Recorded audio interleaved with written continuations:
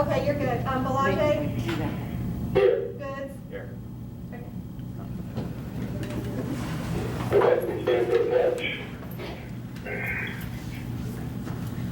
Pledge allegiance To the flag of the United States of America, and to the republic for which it stands, one God, indivisible, with liberty and justice for all.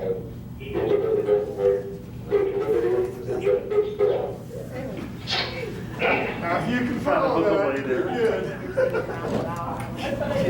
D, how'd you do, buddy? Were you okay on that one? All right, we'll move now to item 1.2, the adoption of the agenda. Is there a motion to approve? So moved. Second. Discussion or questions? Anderson? Yes. Bab? Yes. Belanger? Yes. Stuckey? Stuckey? Yes. Goods? Yes. Okay, we'll move now to item 1.3, the approval of the October 21st, 2020 meeting minutes. Is there a motion to approve? So moved. Second. Any discussion or questions? No. Okay, Anderson? Yes. Bab? Yes. Stuckey? Stuckey? Dave?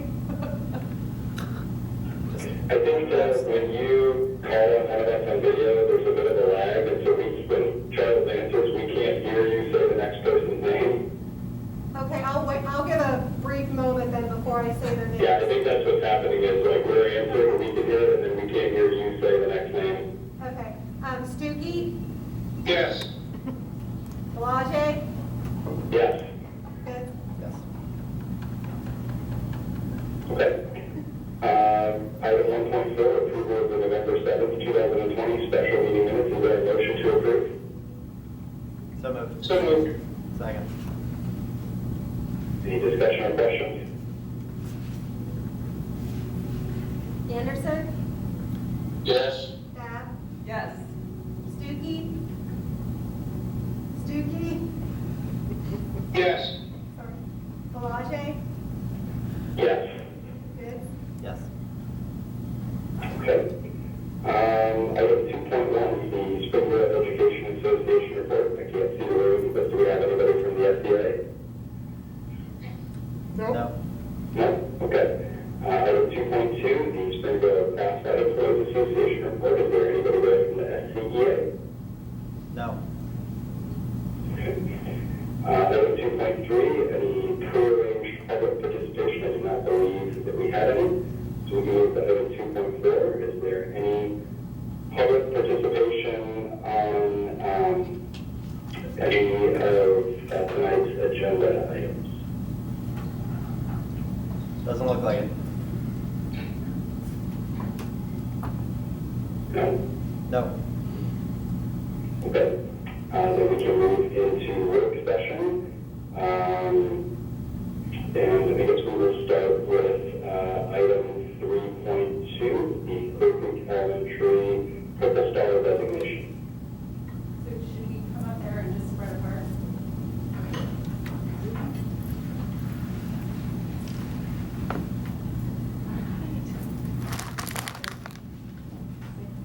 Good evening. I'm Carrie Porter, principal at Clear Creek Elementary, and I'm here But we to... can't hear you guys in the room any longer. I can act it out. Carrie, if you want, go by the laptop. Just gotta talk loud. Go by the laptop? Yeah, and then you can just turn and face here. The camera's on the laptop. All right, great, okay. My name is Carrie Porter, I'm the principal at Clear Creek Elementary, and I'm here to introduce Erin Gross. She has worked hard on fulfilling the requirements for our application for the state of Ohio to be a Purple Star designated school. In the district so far, the junior high has done that, and we are following suit. I'm gonna drag on her. She's done a wonderful job, and she is the spouse of a retired veteran himself. So I'm going to turn that over to her. She's going to talk a little bit about all the work she's done for the resolution as we'd love for your approval and our continued effort to work with our military families in the area. Hi, everyone.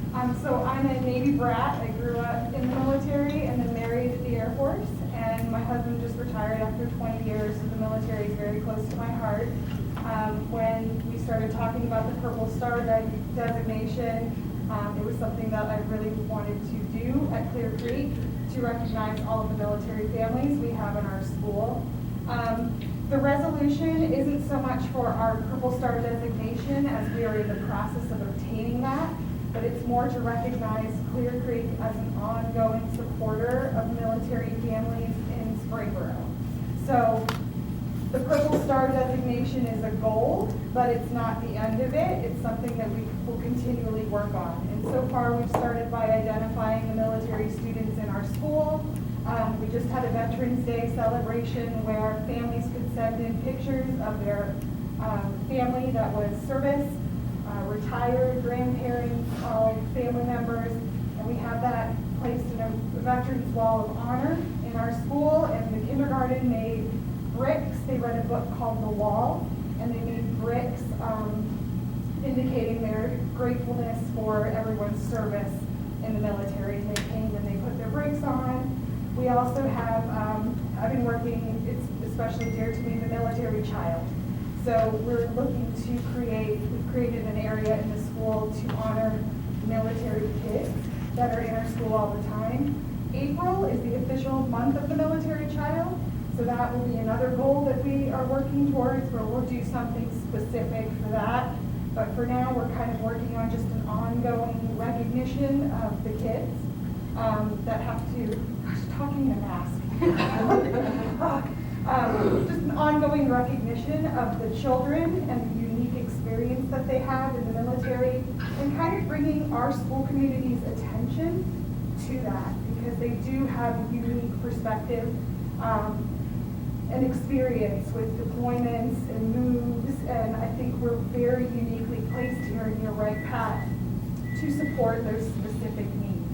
So we're just asking you to recognize us as an ongoing supporter of military families in the school setting as we work towards our designation. We should have the paperwork complete for the December 5th round of applications. And we're working on a website. There's a couple of different requirements to get your Purple Star designation. So one of that was a military-friendly event, which was our Veterans Day event.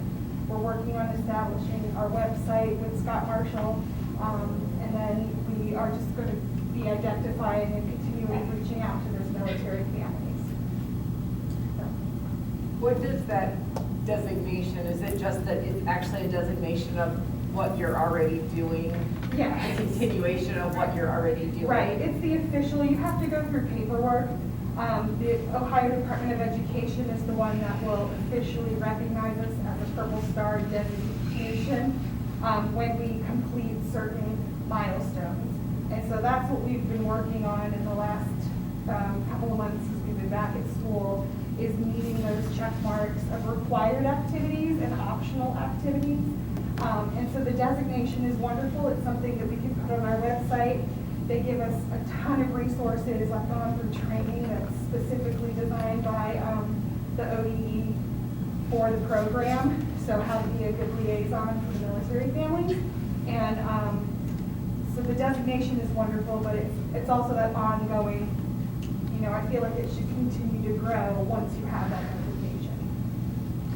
I just so appreciate, my son is in the Army, he's a senior at Ohio State, but will be in the military. My husband's retired military, and I've had so many friends that have come and gone through Wright Pat, and though I didn't move around as a military wife, but they go through things that none of us go through, not, you know, without moving around. So I think that is, from what I've learned from my military friends, is when they're looking for a new place to live, they look for this type of thing, of a district that understands what it's like to come and go, and that it's not, that recognizes what they're going through. So I so appreciate you all taking the extra steps to accept these families. One of my questions actually is, one of our policies is on the Constitution, Day and Veterans Day and how we are continually recognizing these things. And I think exactly what you shared, so many different things, is a very natural way to recognize those things, but way beyond that from the things that you're sharing. So Yeah. I just appreciate all that extra work, because it's not things that you have to be doing. Right. But you clearly have a passion for that, so I appreciate that. Yeah, I really do want to extend it beyond like Veterans Day and 4th of July and those types of things where we remember our military. Yeah. I especially want to get the kids that have been growing up in Springboro for a long period of time, to get them to be aware of and understand more about the military child's experience. Because I think if military kids in our school, they've been through a lot of change that their peers don't understand. So that's a big goal. And I've even seen on social media of military parents connecting, and when they hear that another parent is military, there's an immediate bond of, can we talk, because we need that connection, because we're going through some things. And so if we can have our kids that same connection of, I'm struggling with this, because it feels like they all have known each other since kindergarten. And so I think this is a beautiful thing to continue to expand in our other buildings, and to start it so young is amazing. So thank you for that. Thank you. Thank you. Great. Thank you very much. Any other questions or comments? Well, thank you again for that presentation and for your work towards that designation, for making us a more welcoming district for our military families. Really appreciate it. I think we can move then, if there are no more questions, to our next item, 3.3, Mr. Hook, on the discussion around the 2021-2022 school calendar. Yes, thank you, Mr. Belanger and members of the board. Just wanted you to have a first reading and look at the 21-22 draft calendar. We'll bring it back in December for a final approval. Typically, this is done in the spring, so when COVID hit, we just got to catch up on a couple of items, and so we wanted to get this done as quickly as we can. And this calendar is very positive thinking that COVID will be behind us. So that's what we're pushing forward, is what the normal calendar for 21-22 would be. There's no action to be taken. Questions or discussion? I just have a question as to why, and I know it was like that this year too. In the past, our parent-teacher conference days used to be a lot closer together. This year, they're like a month apart, and it's proposed for them to be a month apart again. I'm just curious as to why we're proposing. It seems like before we wanted them to hit about the same time, and it didn't matter if you hit it on a Wednesday or a Friday. It's about the same time of year, so it seems to be intentional that it's like this because it's 2 years in a row now. So I'm just curious as to the reason behind it. A month apart, as in this year compared to last year? No, because we always offer them on 2 different times, so it is November 5th for the daytime, and September 27th through October 8th for the evening. September 27th maybe and October 8th. I think isn't that through, that's not 2 different dates, it's a time frame for buildings. But even so, but the date, the one where we actually get off school, like tomorrow, is in November. So there's like a month difference. So I'm just curious as to why those are not like a Thursday night of 1 week and then the next all day Friday, or like a week later or something. So we're hitting it more in the same time frame. Andrew, do you have any thoughts on? This year, I'm going to try to be loud enough. Let me know online if you can't hear me. This year's were were moved in order to accommodate the late start in order that parents could have 2 opportunities. Because we had a short first quarter. Next year, you'll see that the proposed calendar has them back to back as opposed to weeks apart. So this year's calendar is October 25th through November 4th. I'm sorry, next year's is proposed October 25th through November 4th with no school on November 5th. So they are back to back again. Whereas this year you saw them separated. And the reason we have a stretch of dates,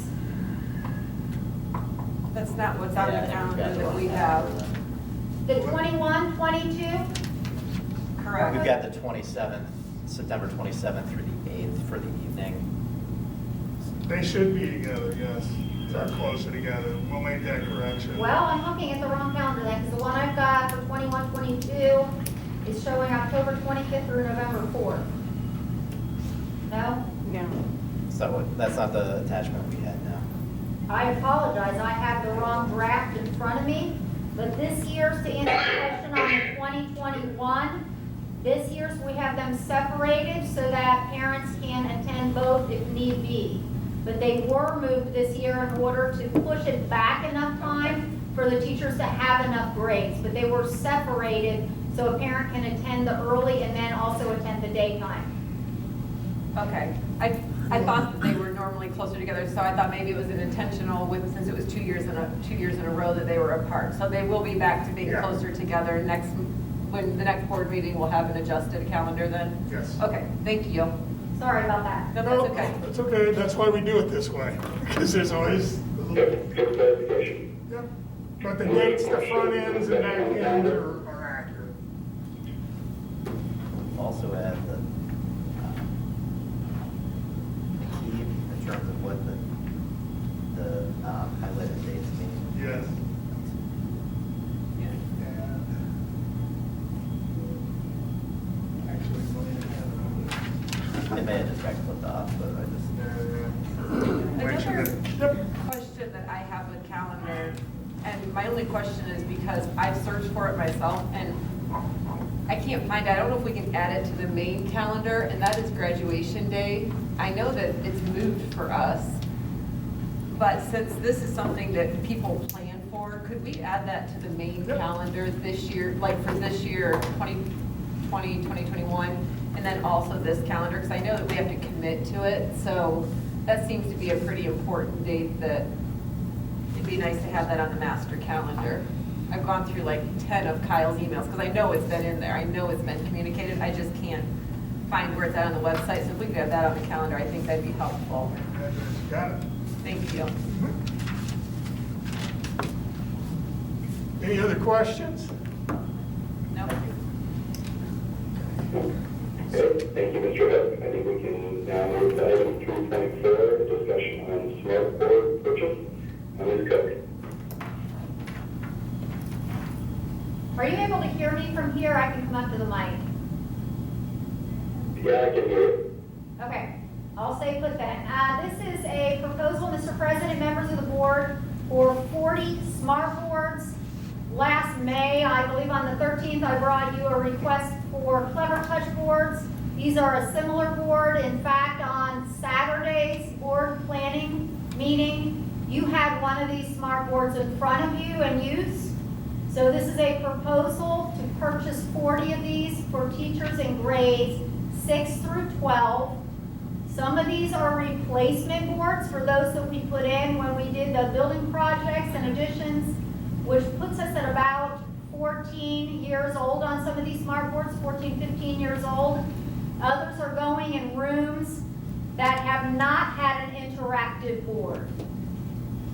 So these are by teacher request.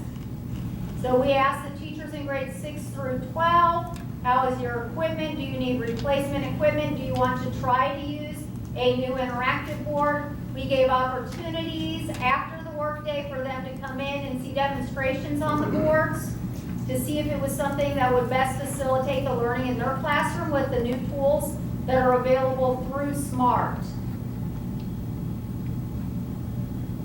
Did I answer any questions on the smart board request? I see we're paying for an extended warranty.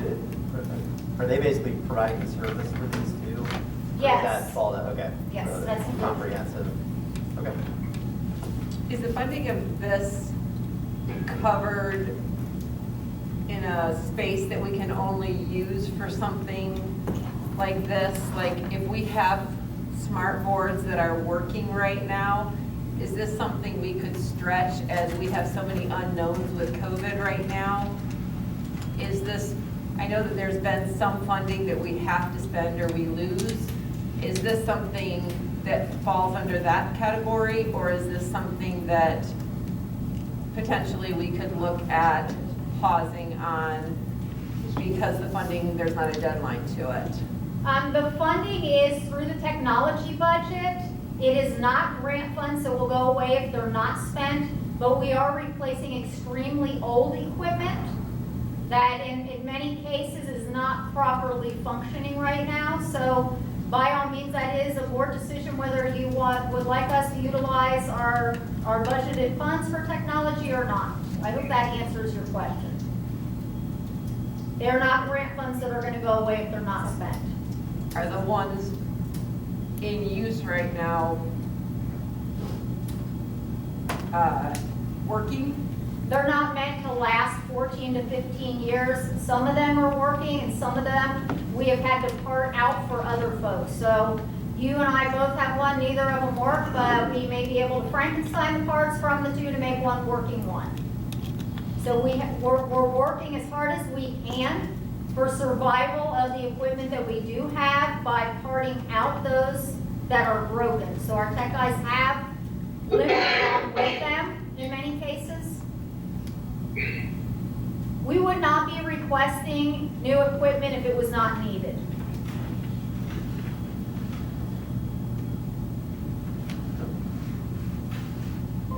Additional questions or discussion on the smart board purchases?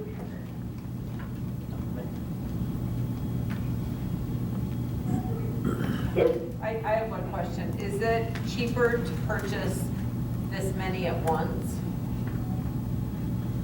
Are we getting a discount by, because we're spending over 100,000 here, are we getting a discount because we're spending that much right now? Yes, this particular vendor is the same vendor that we used last May for our Clever Touch boards. And they do work a deal when we spend or when we purchase a certain amount of boards. So we're going to get a better deal on 40 boards than we're going to get on 10 boards, for instance. In the quote, like halfway down, there's a quantity pricing. It doesn't actually say what the discount is, but it looks like there's some. Right, I'm just curious, if we had 20 that were working, what, would 20 be 50,000? Or would 20 be 75,000? You know what I'm saying? If, Yep. just feels like a lot of, I totally understand what you're saying. I just, with so many unknowns right now, it's scary right now to put this much money into it. If there's some that we potentially could get through the next season. But I also don't want to be paying a price and a half if the bulk price is saving us that much. Does that make sense what I'm asking? When we're using the old ones, they require a projector also. So let's say that we have an old board that is in use, that's kind of limping along, and we're continuing to use that old board, and the projector goes, then we're a few $100s into a projector to add to the board, whereas if you're buying this, you're not having to purchase the projector with it. So the current setup is two pieces of equipment. If one goes down, the other is useless without the other piece of equipment. So that's another consideration as you think through this purchase. Thank you. You're welcome. Any additional questions or discussion? Thank you, Ms. Cook. Mr. Addison, I think item 3.5 is yours. Hello, members of the board. bringing to you an unexpected expense that has come our way. It's for a purchase of Glycol. And what happens is Glycol is basically like an antifreeze that goes into our HVA systems, that goes through our lines that go in and out of our building. It's not like we don't winterize our units, so we don't flush them out because there's always going to be residual in there. So you add Glycol to lines so they don't freeze. I'm giving you the 1,000-foot level here. Glycol deteriorates over time. Last year, Glycol was tested, field tested, it was in parameters. This year it was not. Sent it off to an off-site lab, and they indicated that we needed to enhance some of our levels and replace ours at SI. The SI hasn't been replaced. We really don't know when it has been replaced. If you keep up with it and it doesn't deteriorate, you can most likely get away from situations like this. Unfortunately, SI, which is half of the cost of what we're going to be spending here. Trust me, I don't want to spend it. Nobody does, but I'm going to try to save somewhere else so we can do this. What I don't want is it to freeze.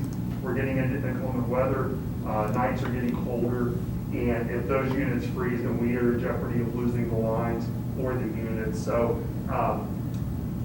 yeah, it just kind of is what it is, unfortunately. And I sent an email to Larry and Carrie and Miss Stacy today, kind of outlining exactly what the whole parameters are with this Glycol. So if you could forward that to them, and if you have any questions about it after this, please let me know. But yeah, it's kind of is what it is. And we're also getting this at cost, by the way. They are not upcharging us at all for the service, Chem Search. So we're going to be taking it in. We also have to dispose of the old Glycol, so we have to environmentally do that. So we're right around $60,000 to $65,000 in cost. This is the estimated cost for it. So are we paying more because it became an urgent necessity? No, If we we're not. didn't catch it? We're not paying any more than what we would spend if we did this in the summertime or whatever. It's just to go through the RFP process, it would take weeks. And I don't think we have weeks to go through it when we're going to probably get to right around this number anyways, because we're not getting any upcharges or anything like that.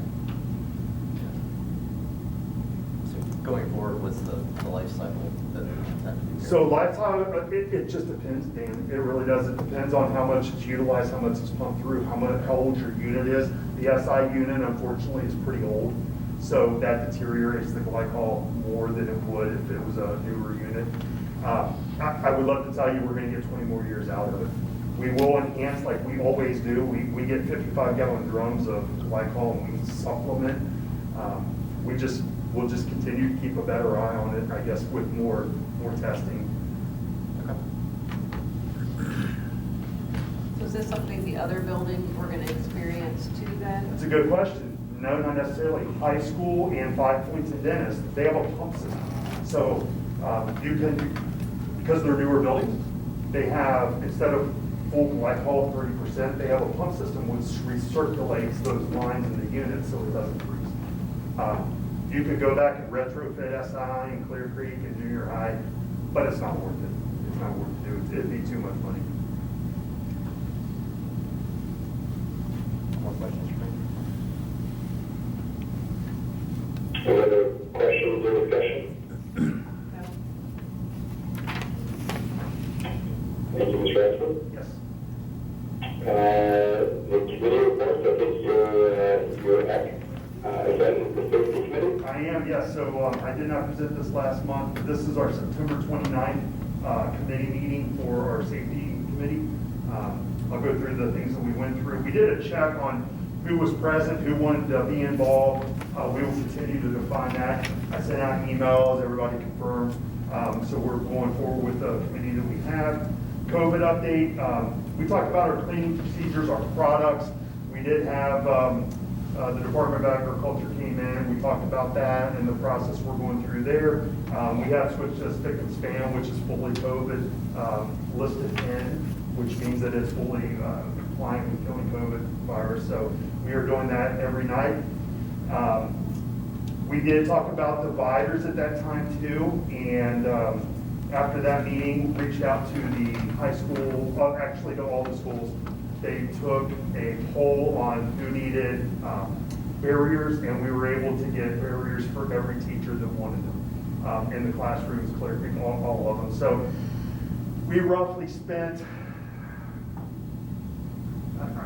$7,000-ish, I think, on more barriers for the classrooms.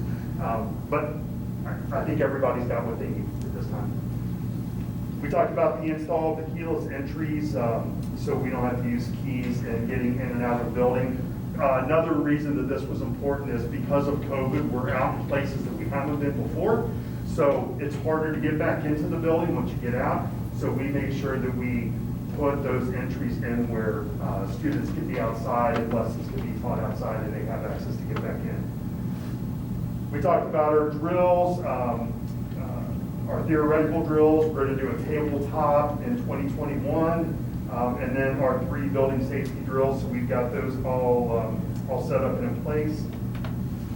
And we talked about the key fob from the vendors. So some of our vendors had access to the buildings.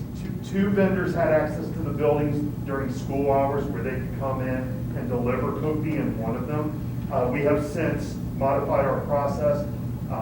So if somebody enters the building, they are with a personnel and they check into the lobby guard system to make sure that they are vetted. But that was 2 vendors. We have a number of vendors that do enter the building, but it's during non-school hours where the students are here. So we talked about the Heatherwood traffic. Still a continuation of issues with traffic around downtown, SI, just pretty much everywhere. We are continuing to work with the police on that just to see if we can do things. But with COVID, more people are driving and being dropped off, so that's a continued issue. Talked about the Legionnaires testing. We are still working with a vendor to see about getting tested for that. No issues at all around here, but just as a precautionary measure. And we're getting some additional filling stations for Denison 5 Points. Those are on back order. Since there's so much need for touchless items, things are back ordered. So it's actually pushed back to the end of November. And we talked about doors being propped open. Our next meeting is December 1st, and that's it. Okay, any questions, Mr. Ross, on the safety committee? Thank you. Thank you. Thank you. I think Mr. Marshall is next with the DBC update.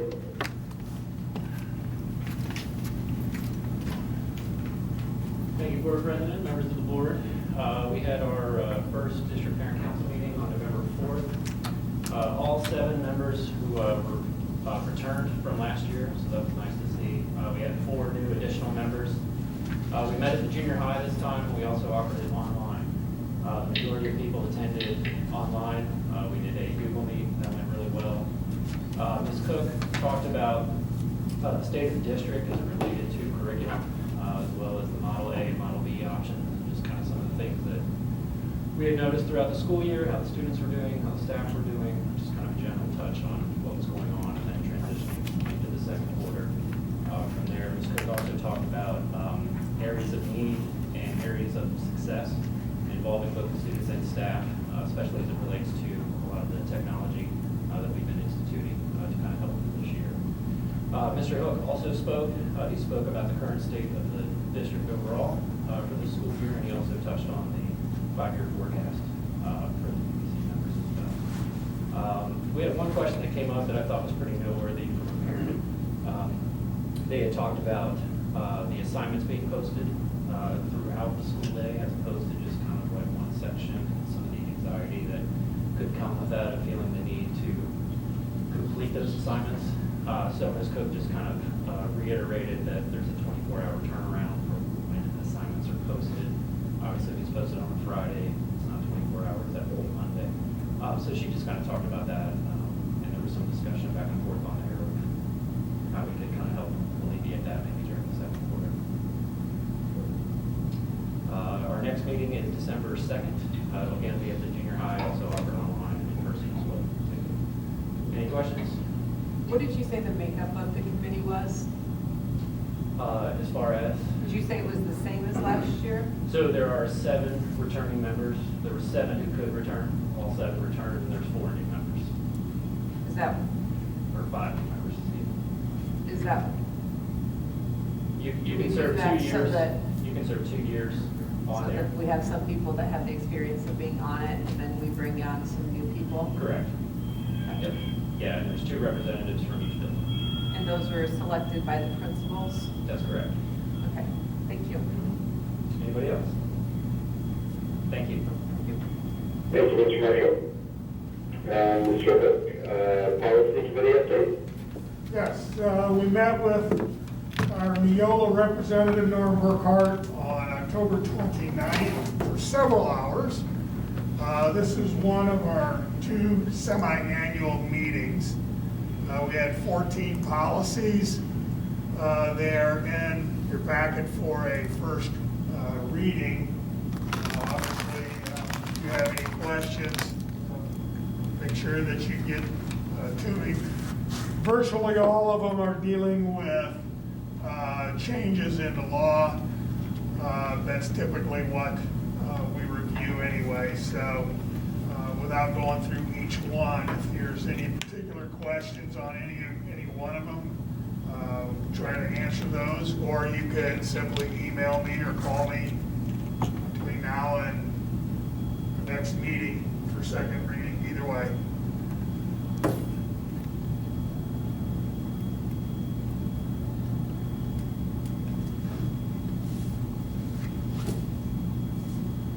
All right, any questions now for Mr. Hook? I had 3 questions on 3 of those policies. It's on, I think you gotta wait till section. So wait a second, okay, I wasn't sure if you were asking for them now. Okay, thank Yeah, you. you want to do it during the first reading? Yep, yep. Okay. Any discussion of other business for work session?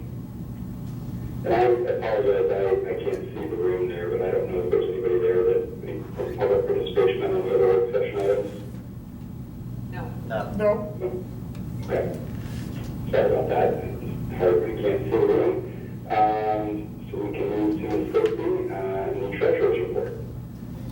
All right, the first item I have for you, 4.1, is the October financials. Our revenue, you'll notice, has slowed way down, about half of what it was last month. Part of that revenue that we did receive was our rollback and homestead reimbursement from the state for the first half of fiscal 21. What year are we on? 21. From Warren County. So we received that, and then in November we did receive the second settlement, which is from Montgomery County. It's about 2 months late, but that will be reflected in November's financials because it just came in on the 10th. Our revenue is trending on as expected so far through October. We are anticipating getting a check from the Bureau of Workers' Comp, which I will kind of briefly just hit on when we're approving the forecast. For expenditures, pretty much things are typically running as normal right now through October, expenditure-wise. We did have, our payroll did include the first half of our fall supplementals for academics and athletics. So that was, it's expected, but that was something that you'll see that hit in October. Also, another notable expense in October that's not norm is we had 4 school bus purchases that we did make. And if you remember, I had told you guys we had applied for a couple grants that would help offset those expenses. So we have to pay for those up front, and then we apply for those reimbursements, and after we show proof of payment, we'll be reimbursed. So those school buses cost $391,000 that we did pay in October, and we're anticipating receiving reimbursements of $185,000 sometime before the end of December. So our net out of pocket for those 4 buses will be $205,000. So it was a great way for us to get 4 buses and for a great discount. So you'll notice that was also in October expenses. And at the end of October, we had almost $16 million in cash, about 101 days of operating cash on hand. You'll see that drastically dwindle because because between now and February, we won't be receiving any tax advances, so our revenue will be basically unrestricted grants and aid from our state foundation, and then miscellaneous revenue.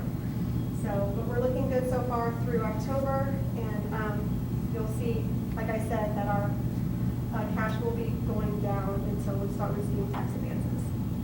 So those are the financials for October.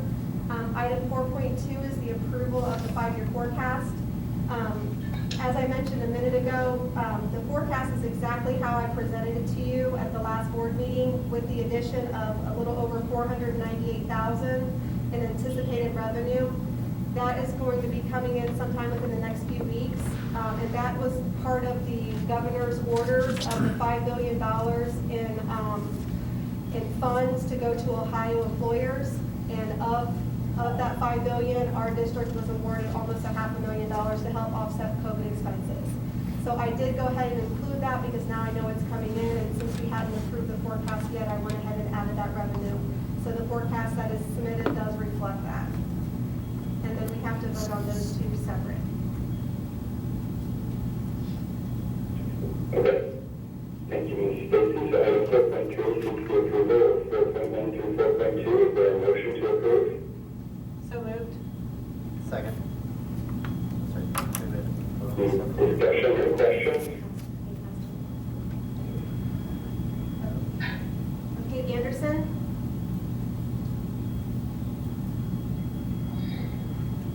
Anderson? Did you call for one of their names? Yeah, Anderson, Yes. Bad, Yes. Stuckey? Supplemental. Yep, Stuckey? Yes. Yes. Okay, you're gonna abstain, we're doing the financials. Belage? Sorry, did you call me? Sorry, I couldn't Yes, hear. sorry, I don't know if I'm in the wrong time. Belage? Yes. Good. Yes. I just a delay. It must be, I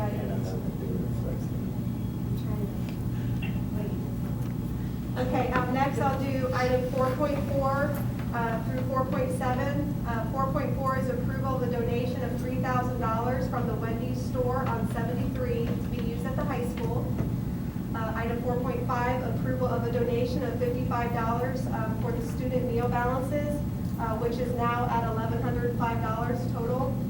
Item 4.6, approval of donation of $300 from David and Amy Widow. This money will be used for the choir program. And then last, 4.7, approval of a donation of handmade masks valued at $180 from Leslie Dimbath of Sillalog. There you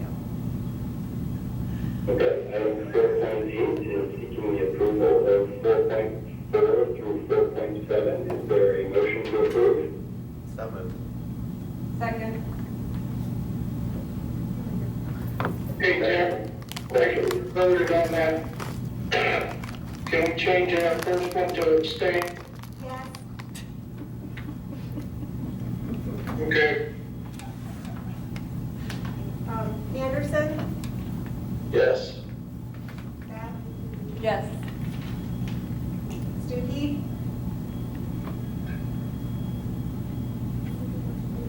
Stuckey? You get that? Belage? Can we go back to sound again? Can you hear me? Hello?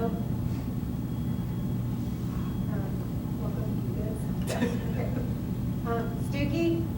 Yeah, we can't hear you in the room again. That motion carried. Second. Yeah. We got three. Can you guys hear yet?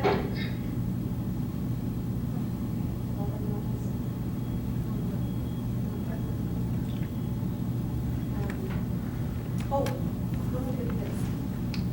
I'm gonna go type in the chat, and ask them to say yes. Oh.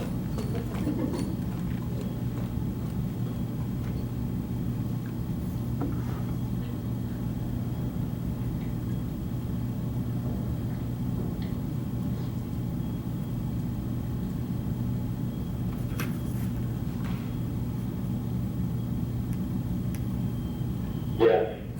So now we can hear you. After all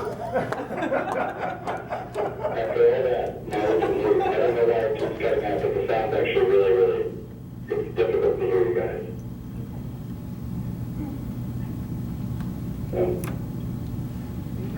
Who else needed to say that? Dave? Yes. There you go. Okay, we can now move, I think, to the superintendent section. Mr. Oak. Okay. Thank you, Mr. Palage, members of the board.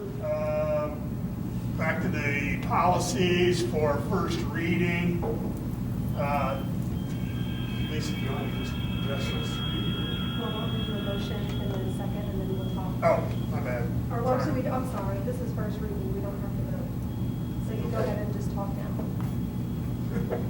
Sorry, I'm a little bit put off. It's the snowball. Okay. So yes, I think his question was, should we just go to your question? I think that's probably better than allowing for everything. Yeah, because it was a lot. Okay. I think one of your questions was, what is a preponderance of evidence based on policy number 5610? There was a question of what is a preponderance of evidence? It's really part of what due process is, and we are required by law. We've always been required to follow due process in student discipline affairs. A preponderance of evidence simply is a legal term. It is the lowest standard of proof by definition. It basically means a principal or assistant principal or any administrator that's doing an investigation per se has to show a preponderance of evidence. Okay, this would be contrary to, like in criminal law, where you've heard proof beyond a reasonable doubt. Two different standards on opposite ends. Much higher in the criminal world, not so much in our world. Basically, it simply means it most likely happened. After you consider the evidence, testimonies, whatever it is, that the incident most likely happened. So why that's all was it that added? is. It's the same as reasonable suspicion. Why was it added to the policy? I just noticed that was one of the differences in this. So I was just wondering, what are they looking for different in this policy now than what it was before? Because I'm thinking this is one of the things, if we're looking at expelling or suspending, if a family were to come and use this policy, what is it that I would be you would be looking at, the principal would be looking at and saying, well, according to the policy, it says we were using a preponderance of evidence to... Means after reviewing of the evidence that we believe that it most likely happened. So how is that different than what we have already been doing? It's just a legal difference. It's a legal term. It's more accurate now. So it just didn't Based on- state it before and now it's stating it? Okay. What was the term we used before? We were always taught, and for years it was reasonable suspicion. It's the same thing. It's the same thing. It's just they adjust it as the legislatures Can I add? clarify. So Because the federal revision of Title IX went to that language also, I think this is why we're just trying to align. Oh. harassment, Oh, the gotcha. anti-harassment things. It's just more. It's making it all the That same. makes sense. Okay, that makes sense. Thank you.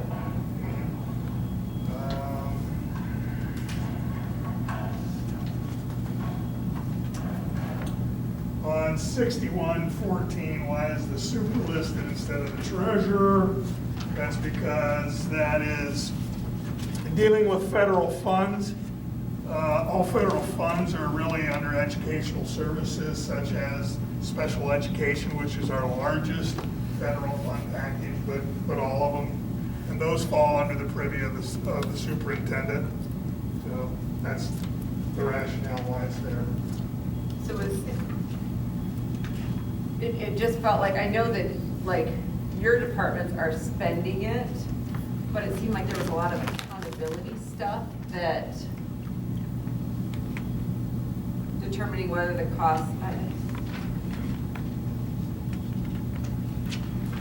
I guess it's,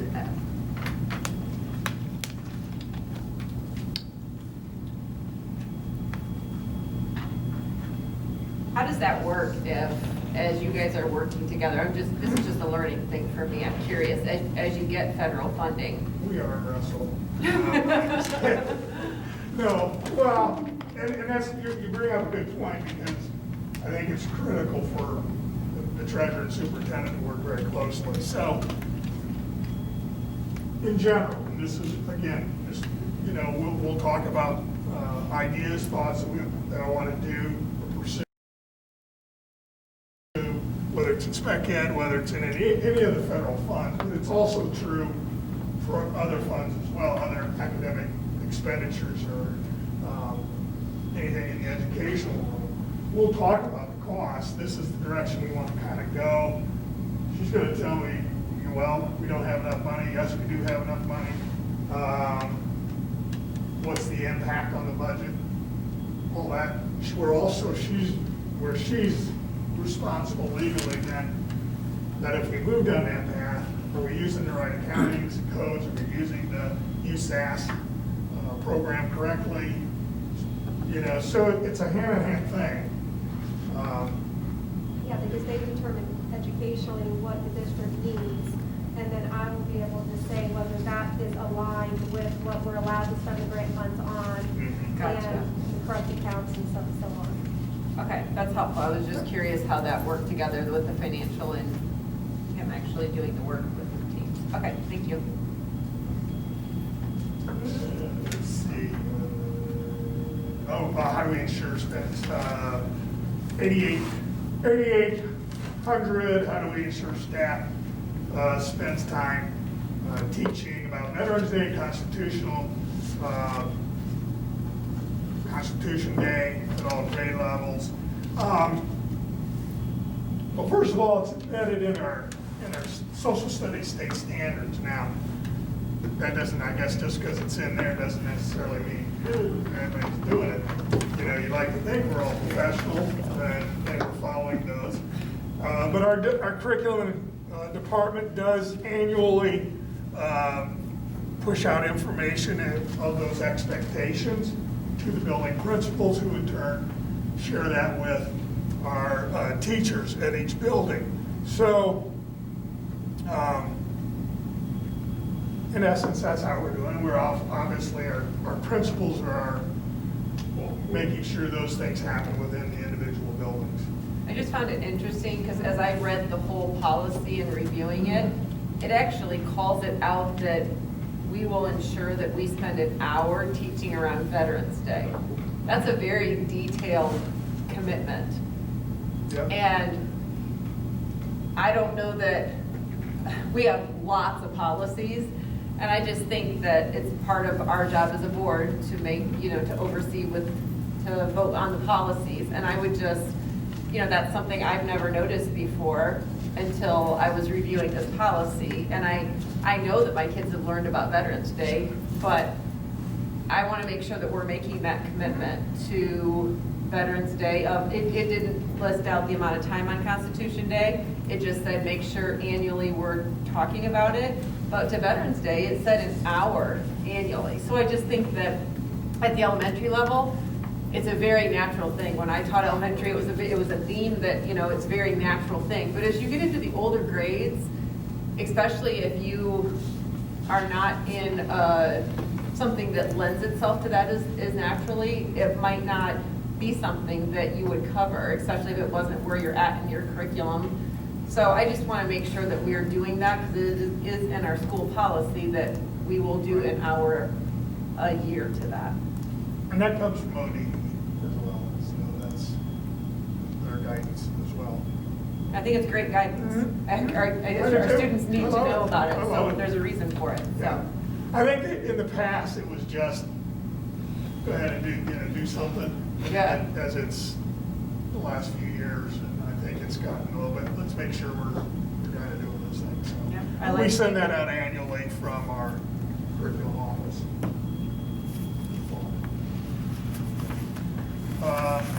Any other questions on board policies, first reading? Again, if as you read them, you see something, certainly feel free to contact me. And these will be up for second reading in December.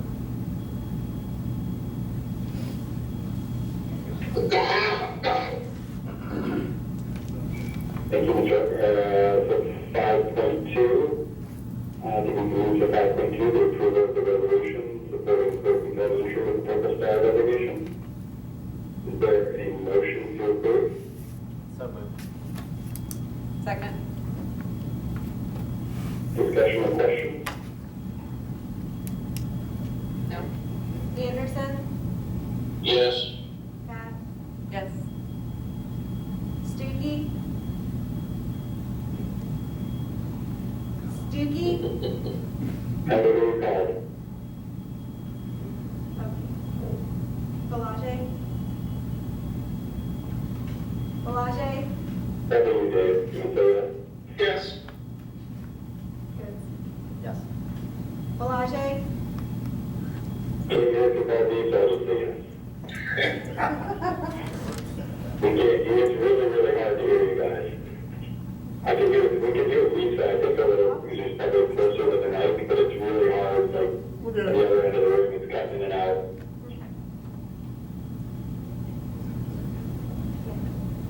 now it's your turn.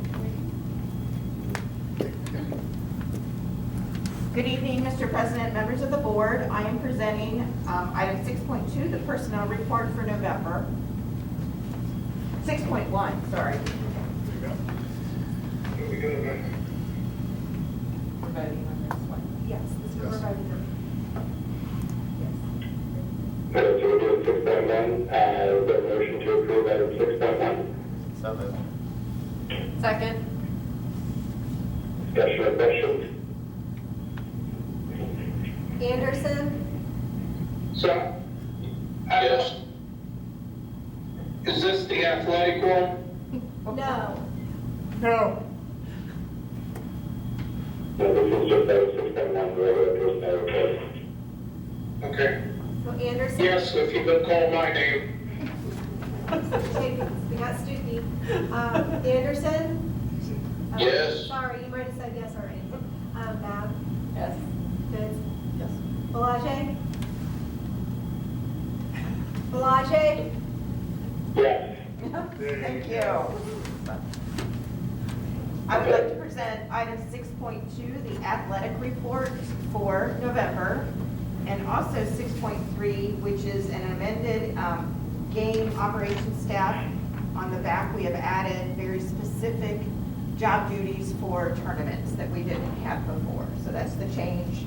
Last month, this was presented to you for an emergency site management coverage, and then we needed to add also tournament roles that we pay for. Okay, so item 6.4 is the approval of 6.2 and 6.3, is there a motion to approve? So, second. Discussion or questions? Stuckey? I think that was me abstaining. Bath, Mark me down. Good. Yes. Anderson? Anderson? Yes. Belanger? Yes. Thank you. there you go. Thank you for everybody's patience in the room. I move to delete 7.1, the superintendent instructions scope.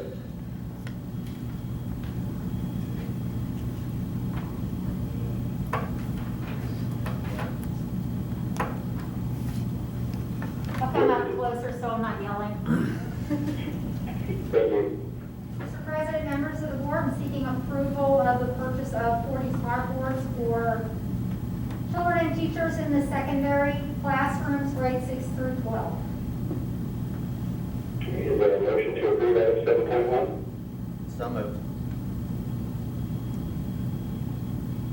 Second. Discussion or questions? Is there a reason that it has to be voted on tonight and we can't take another board meeting to look to see if we could have it be a smaller amount, just to free up some funds for potential other needs? This just feels like a really, really big number to me. Ms. Treasurer, our budget's being reduced. No, the money that she's asking for is within her budget that's already been approved by the board. So this is how she's choosing to allocate her budget this year. And so she has I've seen it, but they have a large cycled plan of I need to buy these things this year, these things this year, and they sometimes are able to stretch other things so they can purchase things like this. But either way, it's within the budget the board has already approved. Okay. Thank you. Any discussion or questions? Anderson, Yes. Bab, Yes. Goods, Yes. Stuckey, Stuckey? Yes. Palage. Palage? Thank you, Mr. President, members of the board. Thank you. We can move on to the Executive Director of Business and Facility Operations. Mr. Robinson? Yes, Mr. Board President, members of the board, I would like to seek your approval for the Glycol purchase of urgent necessity, 60,000, give or take, plus dollars there. Okay, is there a motion to approve item 8.1? So moved. Second. Discussion or questions? I just want to make sure legally we're okay not getting 3 bids. Is that correct? That is correct, under urgent necessity, yes. Okay, Yep, thank you. Yep. No more questions. I'll do you guys first. Bab, Yes. Goods, Yes. Anderson, Yes. Palage, Yes. Stuckey, Yes. All right, thank you very much. Now we can move to the Director of Special Education for item 9.1. Good evening, members of the board. Tonight I'm seeking approval for, it's a revision to the Warren County ESC contract, specifically for a student attending the Learning Center. We did have one come back this year, and now we're having another one go back, which you guys don't usually get to hear, so. Is there a motion to approve item 9.1? So moved. Second. Discussion or questions? Bab, Yes. Goods, Yes. Anderson, Yes. Palage, Yes. Stuckey, Yes. Yes. Thank you. All right, would you go over reports, comments, questions, announcements, and future considerations? With that, you want to start? Sure. First off, I want to just say how excited I am about the Purple Star designation. I remember when the junior high came last year and shared when they got it, and I didn't realize we were still moving ahead with other schools. I know they talked about it, and then so many different things happened within this last year. I didn't realize there were still schools that were moving forward with that. So I think with being so close to Right Pat, that's super exciting, just knowing that there's still people passionate about that and supporting our families, military families. I saw a neat thing as I was leaving a meeting at school with one of my kids' teachers, and as I walked out of the junior high, there was, I think it was one of the music classes, and they were outside socially distanced with their mask on. It was just so nice to see them. It was one of the 70-degree days out. And the day before, I had driven through town, and there was a group that looked like maybe a science class or something out at SI using the end of the building. So it was just really nice to see teachers utilizing these last few days probably of nice weather. So 2 different days right in a row to see teachers using classrooms. It was just really neat to see, and you could tell the kids were really enjoying being outside during this time. So I'm just curious, what are your, I know that lots of schools are doing different things right now. Are we still feeling good with where we are at? I mean, we're all getting the emails, so we know what's happening with the students. Are we feeling okay with where we're at with staffing wise and with busing and stuff? I know you sent the email, which was helpful with the busing, that it's alerting parents we might need to drive our students. How are you feeling staffing wise we're doing? Well, it's a day-by-day thing. Right now, we're doing okay, but it's stretched. You know, it's really kind of all we do anymore. It's really been a challenge to push other programs and things, you know, and spend the time on other things. I know just, you know, when we have a positive case, it's a group effort of identifying and contact tracing and moving that direction. I was actually getting ready to put out a video tomorrow with Mr. Marshall, just kind of reminding everybody again, you know, our transportation department is probably the biggest, are getting stretched. Just, it's very challenging. So, I do want to just remind people that our intention is to stay open. Very much in line with what Governor DeWine said. Our intention is to stay open until we can't. And either we're ordered by the health department advises us to do something different. They are reminding us our data is still very accurate in terms of our contact tracing is not showing a spread of the disease at school. It's not happening at the schools, and that's true not just here, but in other schools as well.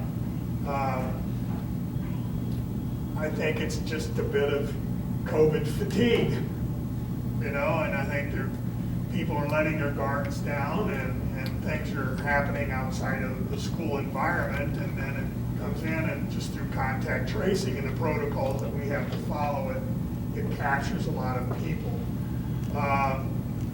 Warren County is doing well. I don't know, that's kind of I don't know, well, is a good term, but better than other areas, but there is an uptick going on right now. And so, rightfully, Governor DeWine has said, you know, kind of trying to ring the bell again and say, hey, let's remember, when we go away from the school environment, remember to mask up, back up, you know, and wash our hands. We have to take care of those little things. The more we do that, you know, the less spread that'll happen within our entire community, because our school's going to be a microcosm of the whole area, community. So I got another call tomorrow morning with the health department.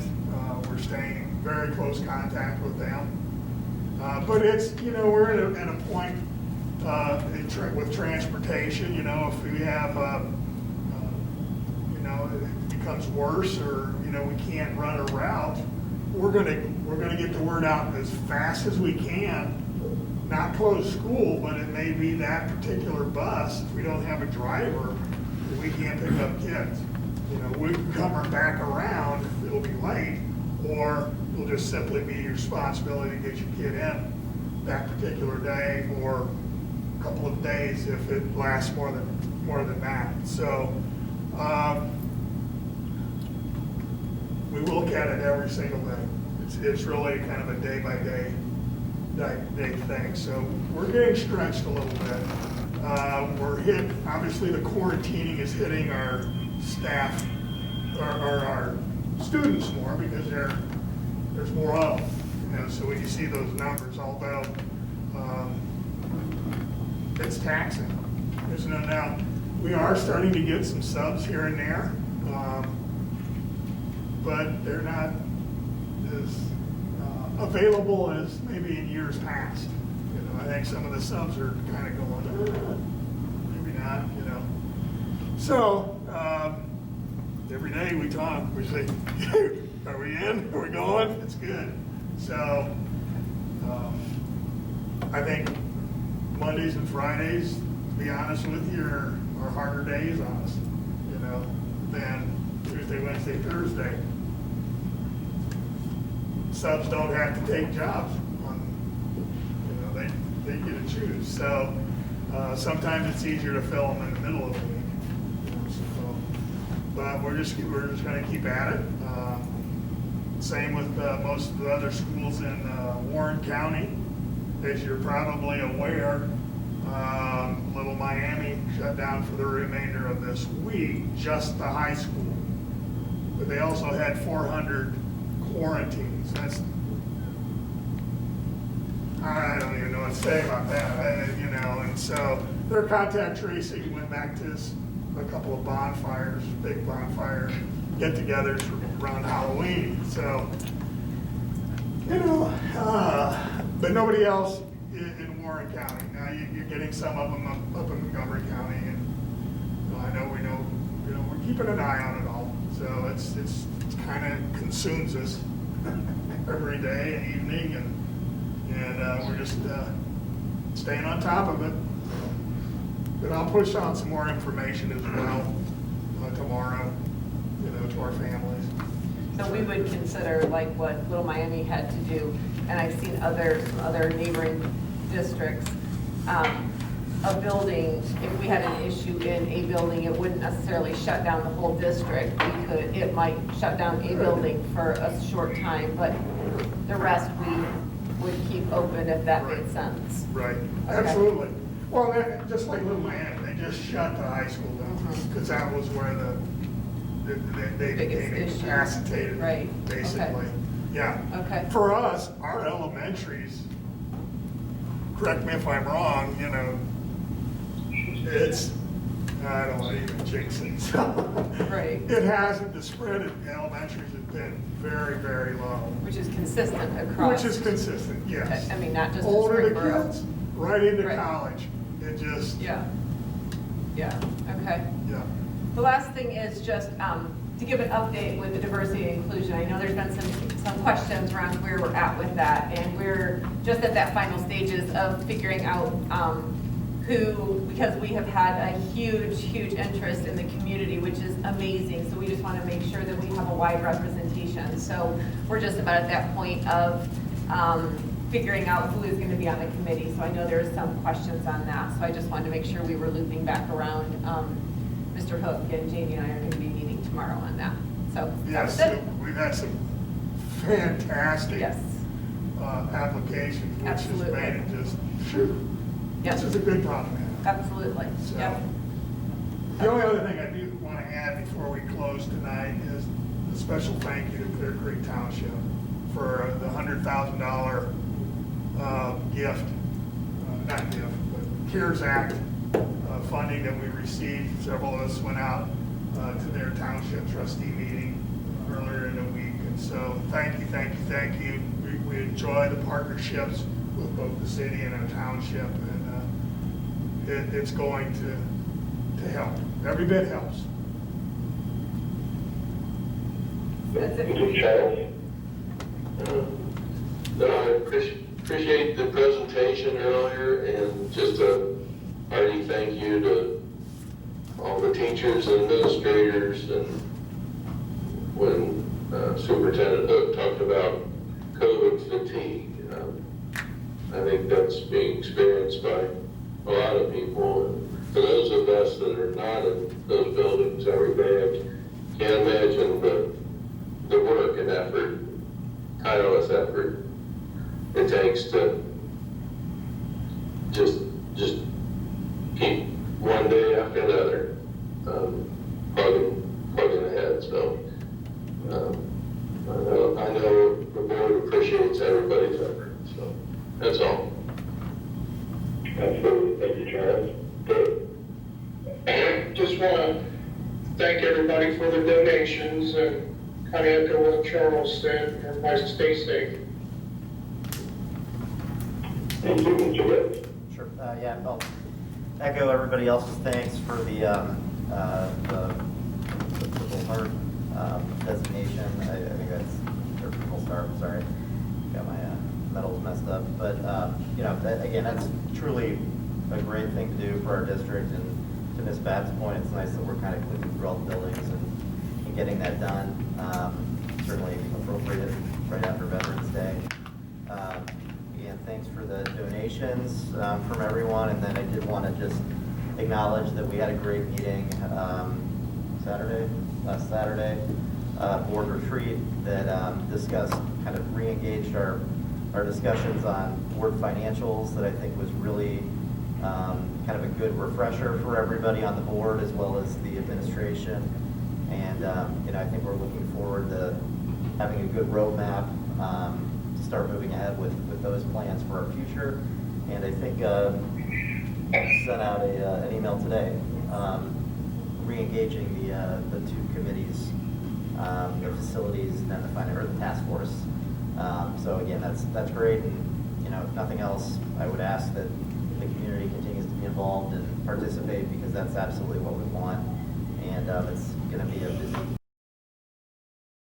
2021 from a finance perspective. So looking forward to that. And also echo Mr. Anderson's words about always appreciate administration, staff, faculty for everything you guys are doing. I mean, I work a lot with people out of state, and they're always shocked that we're going to school 5 days a week, and they're always jealous too. So everything that you guys are providing, there's many people that wish they were in the position we're in. So thank you for being able to provide that to our community because it's really special, and we're very fortunate. So thank you. That's it. Thank you, Mr. Woods. Yeah, just echoing what everybody else said. But appreciate everybody's hard work this year. It's been a very trying year. We're living out of blue life at the moment, and it's going very well, which is a testament to our teachers and staff and all the work that they're putting in. Whether these kids are at home or they're in the building, just doing a great job providing them with the education that we would all expect. So my thanks again to everybody this year for all the work. I would echo again about the donations and extend my thanks to all of those as well as the work that's going into earning the Purple Star designation for Clear Creek. Again, agree with my fellow board members that it's just a great program, and I think it's great that we strive to be that welcoming place for our military families, and just kudos to everybody for all the hard work related to that. And I'm glad Mrs. Babb brought up the diversity and inclusion committee. I was going to mention that myself, and appreciate everybody's patience as we work through. I want to say it was close to 150 different applications that we had for community spots on that committee, and so it just speaks volumes about our community and our commitment to making sure that we're an inclusive and welcoming district for all of our students. And just appreciate, again, that we had so much interest, but as you can imagine, it takes a little while to work through that. So we hope to be in contact with those families soon as we work to finalize the representation on that committee. So thank you for this evening. I know it was a little funky with the technology, so I appreciate everybody's patience. I apologize that we couldn't be there with you in the room, and hopefully be able to be together again in person at a future meeting here soon. So that was all I had. Ms. Stacy and Mr. Hook, anything else that you want to add? Nope, we're good. Okay. With that, then we can move to item 11.1. Is there a motion to adjourn? So moved. Second? Discussion or questions? Babb? Yes. Goods? Yes. Anderson? Yes. Stuckey? Yes. Delage? Yes. All right. Thank you. We're adjourned. Enjoy the